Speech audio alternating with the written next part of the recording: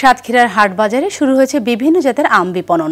জেলা প্রশাসন ঘোষিত আম ক্যালেন্ডার অনুযায়ী আজ থেকে সংগ্রহ ও বাজারজাত শুরু হয়েছে গোবিন্দভোগ আম।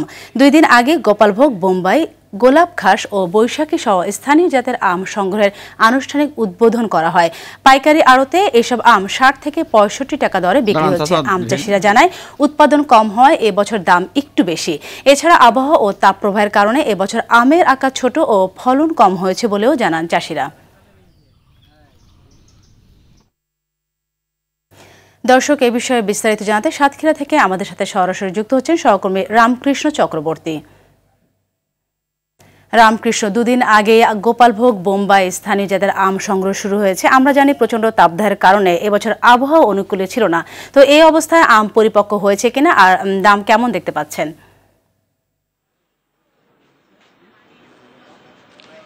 হ্যাঁ, সাথে আপনি যেমনটি বলছিলেন, মানে সাতক্ষীরা জেলা প্রশাসন ঘোষিত আম্র যে পঞ্জি ক্যালেন্ডার, আমের যে ক্যালেন্ডার অনুযায়ী আজকে গোবিন্দভোগ আম সংগ্রহ করা হয়েছে এবং সাতক্ষীরার বড় বাজার সহ বাংলাদেশ সাতক্ষীরা জেলার বিভিন্ন হাট বাজারে এই আমগুলো আড়তজাত করা হয়েছে। আমি এখন আছি সাতক্ষীরা শহরের একেবারে বড় বাজার সংলগ্ন শাহজাহানের আড়তে। আপনি দেখতেই পাচ্ছেন, এই আড়তে বিভিন্ন দেশের বিভিন্ন প্রান্তের আড়তদাররা তারা এই সাতক্ষীরার গোবিন্দভোগ, গোপালভোগ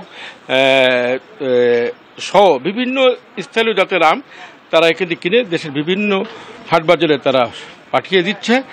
কথা বলছিলাম এখানকার যে আড়ত ব্যবসায়ী শাহজাহান, তিনি আমাকে জানিয়েছেন যে সাতক্ষীরার সবচেয়ে বিখ্যাত সুস্বাদু হিমসাগর আমই হচ্ছে সাতক্ষীরার আকর্ষণ, যার খ্যাতি রয়েছে দেশ বিদেশে। 2015 সাল থেকে এই সাতক্ষীরার আম ইউরোপ সহ বিভিন্ন দেশে রপ্তানি হয়। গত বছরও প্রায় 150 শতাধিক মেট্রিক টন আম রপ্তানি করা হয়েছিল। এবছরও এই সাতক্ষীরার হিমসাগর আম রপ্তানি করা হবে।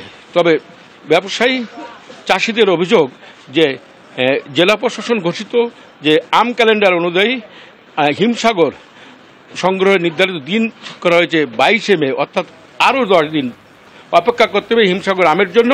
কিন্তু ইতিমধ্যেই যে আবহাওয়াজনিত কারণে বাগানের আম পেকে গেছে।